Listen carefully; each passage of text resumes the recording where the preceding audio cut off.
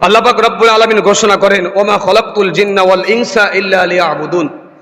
আমি আল্লাহ তাআলা মানুষ এবং জিন জাতিদেরকে, আল্লাহ তাআলা কত মাখলুকাত সৃষ্টি করেছেন আমরা জানি যে 18,000 মাখলুকাত, কিন্তু আল্লাহ তাআলা 80,000 মাখলুকাত সৃষ্টি করেছেন। 80,000 মাখলুকাত সৃষ্টি করেছেন, আমরা জানি না, দেখি না। কয়টা মাখলুকাতের কথা আমরা জানি? একজনকে যদি জিজ্ঞেস করে, ভাই আপনার জীবনে কতটুকু প্রাণী দেখছেন, আপনি গোনেন, 100টাও গুনে পারবেন না। আল্লাহর মাখলুকাত সৃষ্টি জীব, আপনি 100 গুনে এক জায়গা করতে গেলে আপনার কষ্ট হয়ে যাবে। তো যাই হোক, আল্লাহ যতই মাখলুকাত সৃষ্টি করুক না কেন, যত মাখলুকাত আছে সমস্ত মাখলুকাতের মধ্যে দুই প্রকার মাখলুকাত, এটা আল্লাহর সিজদার জন্য, আল্লাহর ইবাদতের জন্য সৃষ্টি করেছেন, মানুষ এবং জিন। মানুষ এবং জিন জাতিদেরকে আল্লাহ তাআলা আল্লাহর ইবাদতের জন্য সৃষ্টি করেছে। আর অন্য যত মাখলুকাত আছে সমস্ত মাখলুকাত হলো এই দুই জাতির জন্য সৃষ্টি করেছেন। অর্থাৎ সমস্ত মাখলুকাত সাহায্য করবে এই দুই জাতিদেরকে, আর এই দুই জাতি একমাত্র আল্লাহর গোলামি করবে। ধান হবে, ধানের থেকে চাল বের হবে, ওইটা আপনি পাকায়ে খাইবেন, শক্তি সঞ্চয় করে আল্লাহর ইবাদত করবেন। গরুকে ঘাস খাওয়াইবেন, গরুতে দুধ দেবে, দুধ খেয়ে আপনি শক্তি সঞ্চয় করে আল্লাহর ইবাদত করবেন।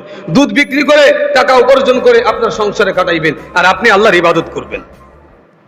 অর্থাৎ যত মাখলুকাত আমরা দেখি এবং না দেখি, যা কিছু আমাদের আশেপাশে আছে, সমস্ত মাখলুকাত আমাদের সাহায্যের জন্য সৃষ্টি করা হয়েছে।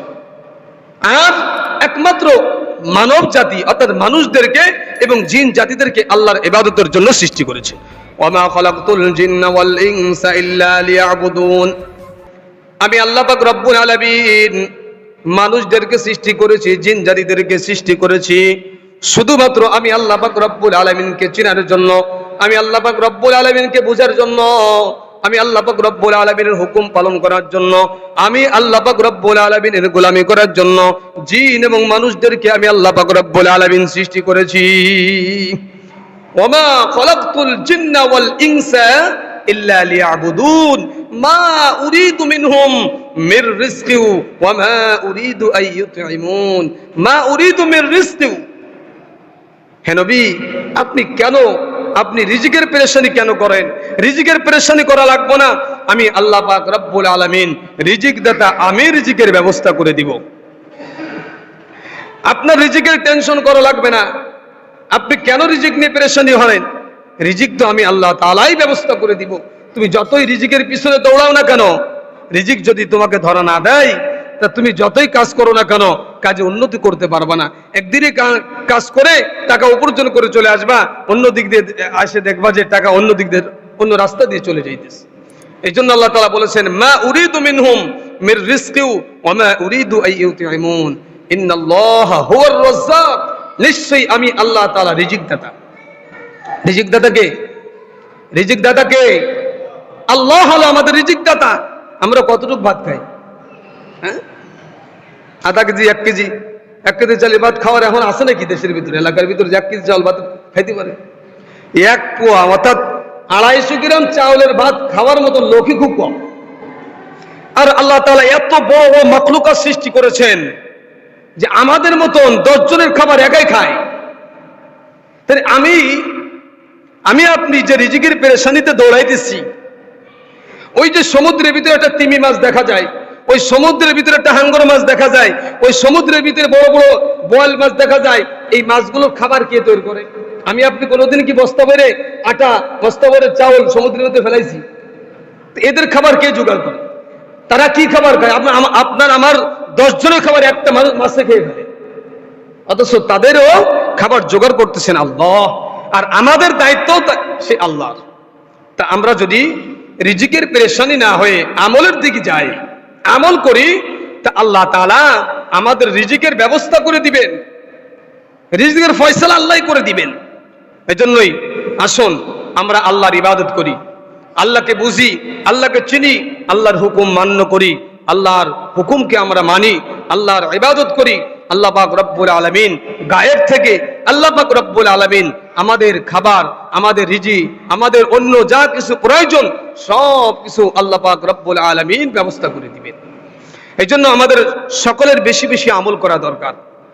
হযরতে ফাতিমা জোহরা রাদিয়াল্লাহু তাআলা, আমরা যেই তাসবিহটাকে তাসবিহ ফাতিমি বলি, তাসবিহ ফাতিমি যেটাকে বলি, রাসূল আরবি সাল্লাল্লাহু আলাইহি সাল্লামের কাছে হযরতে আলী রাদিয়াল্লাহু তাআলা দেখেন যে ফাতেমার হাতে ফুসকা পড়ে গেছে, জাতা ঘুরাইতে ঘুরাইতে চেপে চেপে পানি ওই নলকূপের তল থেকে উঠাইতে হাতে ফুসকা পড়ে গেছে, ঘা হয়ে গেছে। এই দেখে স্বামীর একটু কষ্ট লাগছে।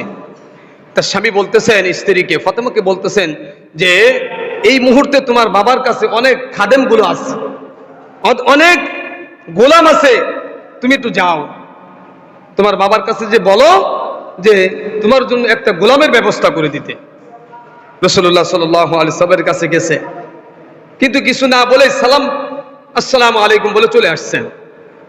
আলী রাদিয়াল্লাহু কিছু বলে নাই। আলী কয়েকবারে গেছে, ফাতেমাও কয়েকবারে গেছে।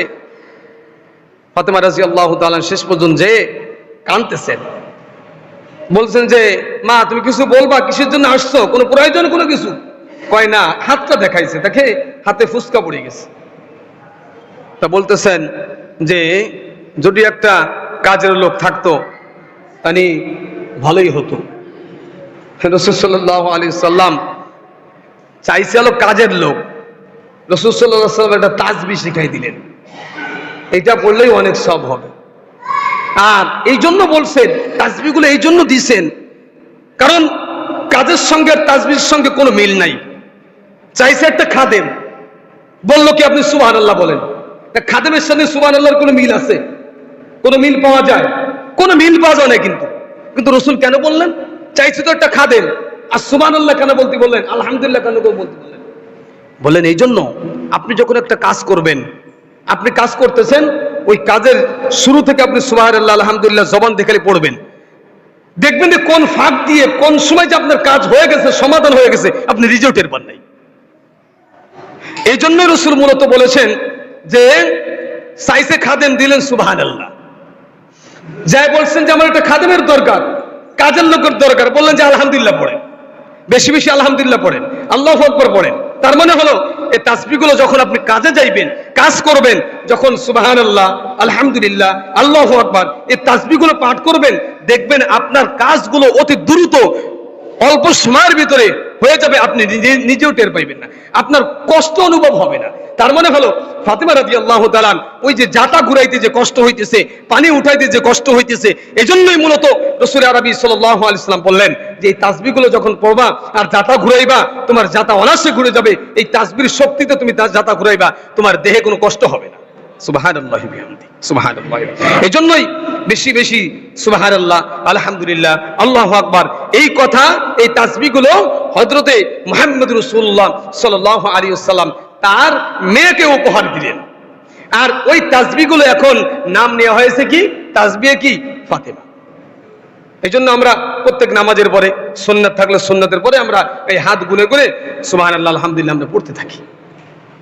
হযরতে আব্দুল্লাহ ইবনে আমর রাদিয়াল্লাহু তাআলা থেকে একটা হাদিস বর্ণিত আছে, অনেক লম্বা চওড়া একটা হাদিস। ইবনে হিব্বান এই হাদিসটা বর্ণনা করেছেন। হযরতে আব্দুল্লাহ ইবনে আমর রাদিয়াল্লাহু তাআলা তিনি বলেন যে রাসূল আরবি সাল্লাল্লাহু আলাইহি ওয়াসাল্লাম বলেন, কোন ব্যক্তি যদি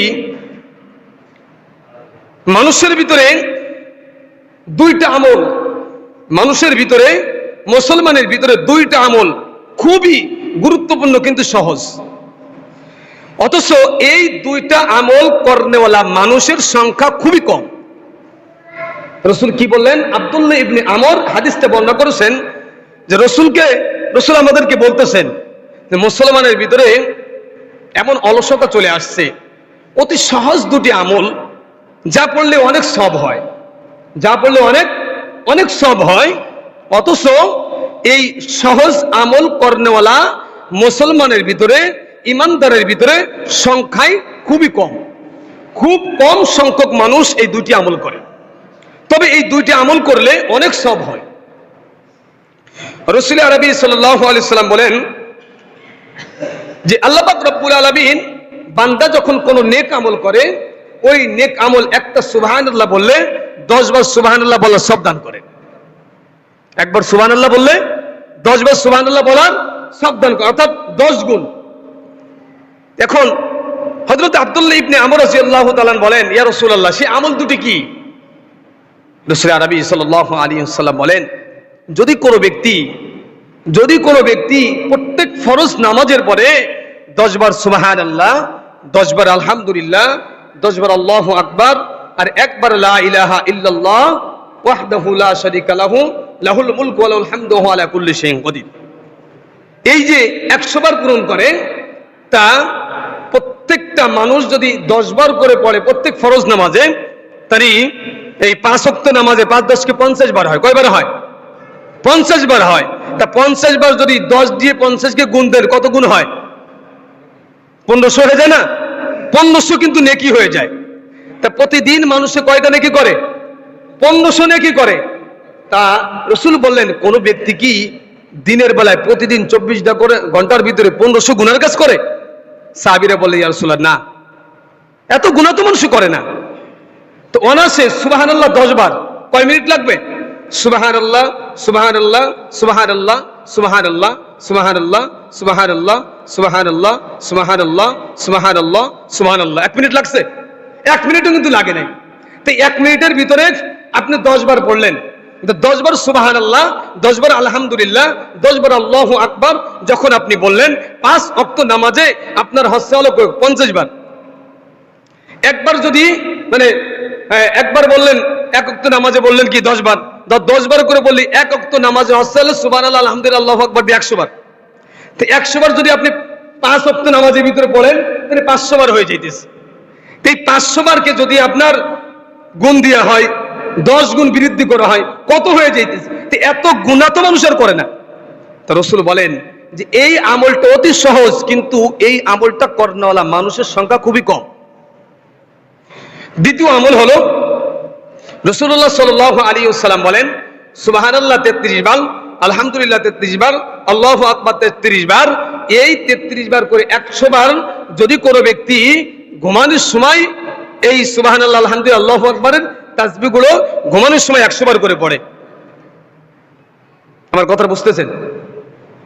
দিনে প্রত্যেক ফরজ নামাজের পরে 10 বার করে, আর ঘুমানোর সময় 33 বার করে সুবহানাল্লাহ 33, আলহামদুলিল্লাহ আল্লাহু আকবার 34 বার, এই 100 বার। তো এই যে তাসবিহগুলো পাঠ করলো, আল্লাহ পাক রব্বুল আলামিন 100 কে, অর্থাৎ প্রতিদিন যদি একবার পড়ে তাহলে 100 হচ্ছে। তো 100 কে 10 দিয়ে গুণ দিলে কত হয়? 1000 হচ্ছে না? 1000 তো হয়ে যাচ্ছে, ঘুমানোর সময় 1000 নেকি পাইতেছে।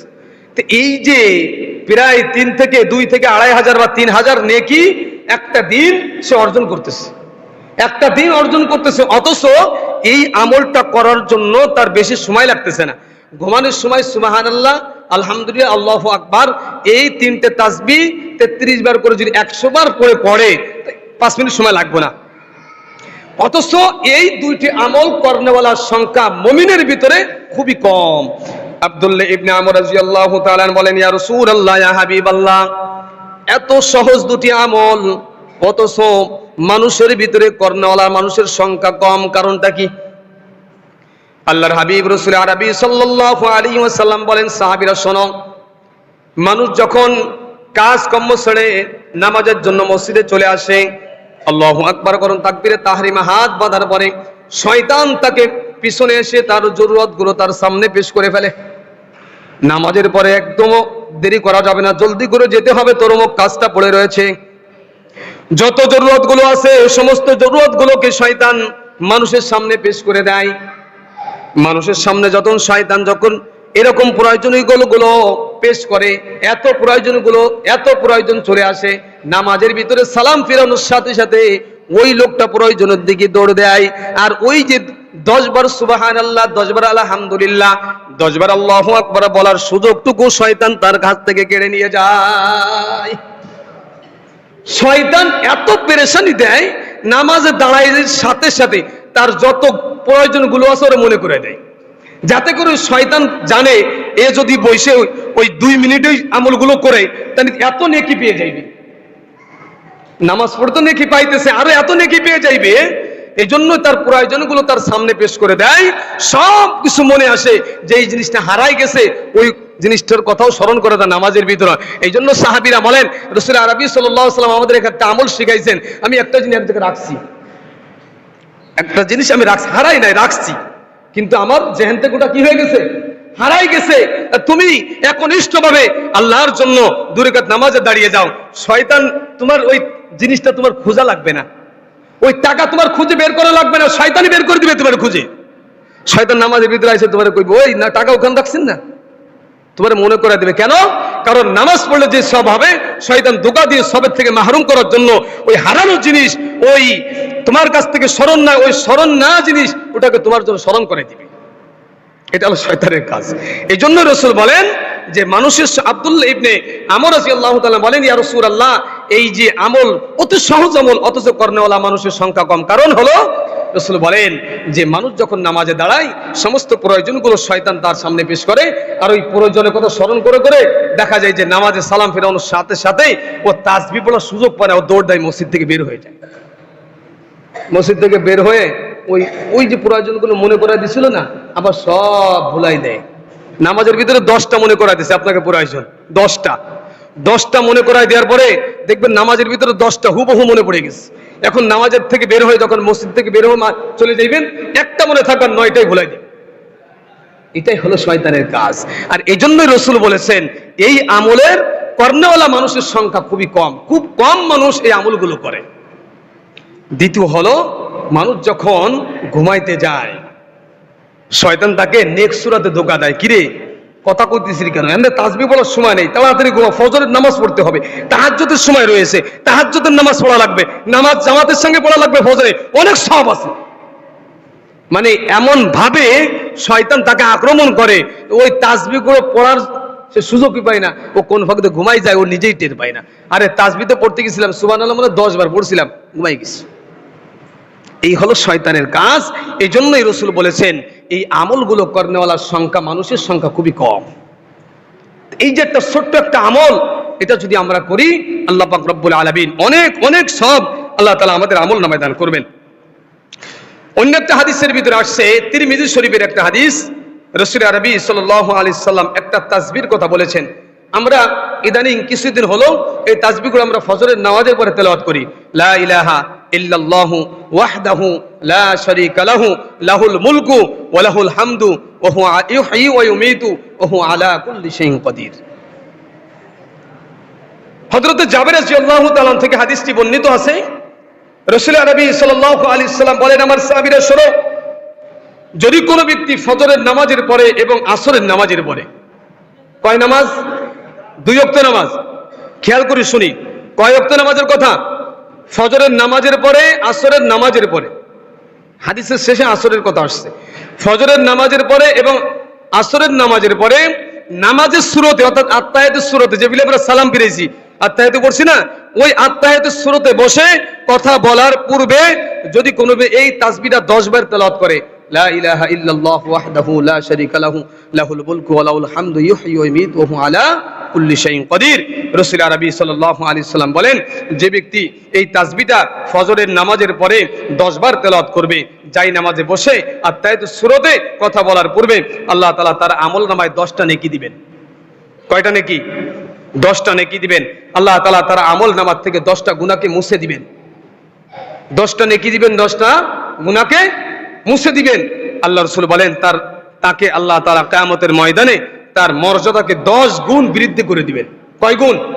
10 গুণ মর্যাদা বৃদ্ধি করে দিবেন। এবং রাসূল আরবি সাল্লাল্লাহু আলাইহি সাল্লাম বলেন, সকাল থেকে নিয়ে আসর পর্যন্ত এবং আসর থেকে নিয়ে ফজর পর্যন্ত এই সময়টার ভিতরে শয়তানের আক্রমণ থেকে এবং আল্লাহর অপছন্দনীয় কাজ থেকে আল্লাহ তাআলা তাকে হেফাজত করবেন। শয়তানের আক্রমণ থেকে ফেরেশতার মাধ্যমে তাকে হেফাজত করবেন। আর শয়তান পছন্দ করে, আল্লাহ অপছন্দ করে এমন কাজ থেকে আল্লাহ তাআলা তাকে হেফাজত করবেন। এবং রাসূল আরবি সাল্লাল্লাহু আলাইহি ওয়াসাল্লাম বলেন যে তাকে আল্লাহ তাআলা অপমৃত্যু থেকে আল্লাহ তাআলা হেফাজত করবেন। আল্লাহ রাসূল সাল্লাল্লাহু আলাইহি ওয়াসাল্লাম আরো বলেছেন, আল্লাহ পাক রব্বুল আলামিন প্রত্যেকটা তাসবিহর বিনিময়, অর্থাৎ এই যে কালেমা, যে একটা তাসবিহ পাঠ করা হলো, লা ইলাহা ইল্লাল্লাহু ওয়াহদাহু লা শারীকা লাহু লাহুল মুলকু ওয়া লাহুল হামদু ইউহয়ি ওয়া ইউমীতু ওয়া হুয়া আলা কুল্লি শাইইন কাদির, প্রত্যেকটা একটা কালিমার বদলাতে আল্লাহ তাআলা এক একটা গোলাম আজাদ করার সব তার আমল নামায় দান করে দিবেন। তাই 10টা গোলাম আজাদ করার সব আল্লাহ তাআলা তার আমল নামায় দান করবেন। আসরের নামাজের পরে পড়লেও সম পরিমাণ সব দিবেন যেই সব দিয়েছিলেন ফজরের নামাজে পড়লে। হযরতে জাবের রাদিয়াল্লাহু তাআলা, হযরতে মুআজ রাদিয়াল্লাহু তাআলা, রাসূল সাল্লাল্লাহু আলাইহি সাল্লাম এই হাদিসটা আবু দাউদ শরীফের ভিতরে আসছেন। রাসূল আরবি সাল্লাল্লাহু আলাইহি ওয়াসাল্লাম হযরতে মুআজ রাদিয়াল্লাহু তাআলাকে হাতটা থাপ করে ধরে ফেললেন। লা ইউহিব্বুকা ইয়া মুআজ, হে মুআজ আমি তোমাকে অনেক মহব্বত করি। রাসূল বলতেছেন, হে মুআজ আমি রাসূল তোমাকে অনেক মহব্বত করি। হযরতে মুআজ রাদিয়াল্লাহু তাআলা বলেন, আলহামদুলিল্লাহ ইয়া রাসূলুল্লাহ, আমিও আপনাকে অনেক মহব্বত করি। এই কথাবার্তা বলার পরে রাসূল বলতেছেন, মুআজ রে আমি তোমাকে কিছু ওসিয়াত করি। তো অনেক ওসিয়াত করলেন। ওসিয়াতের ভিতরে বললেন, তুমি কখনো কোনো ফরজ নামাজের পরে এই দোয়াটা পড়তে ভুলবে না, আল্লাহুম্মা আইন্নি আলা যিকরিকা ওয়া শুকরিকা ওয়া হুসনি ইবাদাতিকা। আল্লাহুম্মা আইন্নি আলা যিকরিকা ওয়া শুকরিকা ওয়া হুসনি ইবাদাতিকা। এ মুআজ, কোন নামাজ যেন তোমার বাদ না যায় যেই নামাজে তুমি এই দোয়াটা পড়ো নাই। প্রত্যেকটা ফরজ নামাজের পরে কমপক্ষে একবার হলেও এই দোয়াটা তুমি পড়ে নিবে। রাসূলের ওসিয়াত হযরতে মুআজ রাদিয়াল্লাহু তাআলার পরে, কারণ রাসূল বললেন, ইয়া মুআজ আমি তোমার উপর অনেক খুশি। এই খুশি হওয়ার পরে মুআজকে রাসূল আরবি সাল্লাল্লাহু আলাইহি ওয়াসাল্লাম একটা আমল দিলেন, এই দোয়াটা প্রত্যেক ফরজ নামাজের পরে তোমরা পড়বা। এজন্যই কারণ হলো আল্লাহ পাক রব্বুল আলামিন আমাদেরকে সৃষ্টি করেছেন ইবাদতের জন্য। কিসের জন্য ভাই? ওমা খলাকতুল জিন্না ওয়াল ইনসা ইল্লা লিয়াবুদুন। এই যে আমলগুলো করলাম, এই আমলগুলো কিন্তু ফরজ না। এই আমলগুলো কি না? ফরজ না। এটা হলো সুন্নাত বা নফল বলেছেন কেউ, তবে এই আমলগুলো অনেক সব। তো এই আমলগুলো যদি আমরা করি, আমাদের আমল দরকার আছে না নাকি? আমলের দরকার আছে নাকি? যদি আমলের দরকার হয় তাহলে আমরা এই কমপক্ষে প্রত্যেকটা ফরজ নামাজের পরে 10 বার সুবহানাল্লাহ, 10 বার আলহামদুলিল্লাহ, 10 বার আল্লাহু আকবার পড়তে পারবো না ইনশাআল্লাহ? নিয়ত করি আজ থেকে ইনশাআল্লাহ এই আমলটা সবসময় করব। আর সময় ঘুমানোর সময় আমরা 33 বার সুবহানাল্লাহ, 33 বার আলহামদুলিল্লাহ, 34 বার আল্লাহু আকবার পড়ে আমরা তারপরে ঘুমাবো। এই দুইটা আমলে অনেক সব, অনেক সব, প্রায় 3000 সব হবে প্রতিদিন।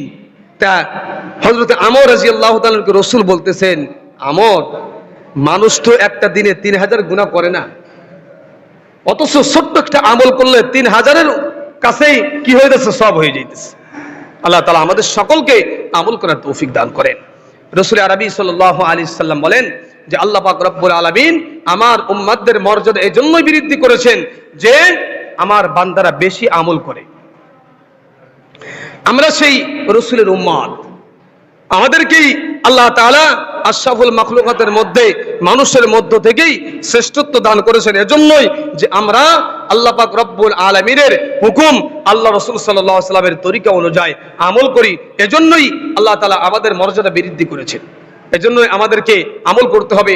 আল্লাহ পাক রব্বুল আলামিন বলেন, ওমা খলাকতুল জিন্না ওয়াল ইনসা ইল্লা লিয়াবুদুন। আমি আল্লাহ তাআলা তোমাদেরকে আমার ইবাদতের জন্য, আমার আমল করার জন্য, আমার হুকুম পালন করার জন্যই আমি আল্লাহ তাআলা তোমাদেরকে সৃষ্টি করেছি। ইন্নাল্লাযীনা আমানু ওয়া আমিলুস সালিহাত লাহুম জান্নাতুন তাজরি মিন তাহতিহাল আনহার যালিকাল ফাওজুল কাবীর। আল্লাহ রাসূল সাল্লাল্লাহু আলাইহি সাল্লামকে আল্লাহ পাক রব্বুল আলামিন জানিয়ে দিলেন, ইন্নাল্লাযীনা আমানু, যে ব্যক্তি আমি আল্লাহ তাআলার পরে বিশ্বাস স্থাপন করেছে, ওয়া আমিলুস সালিহাত, এবং নেক আমল করেছে। নেক আমল কি?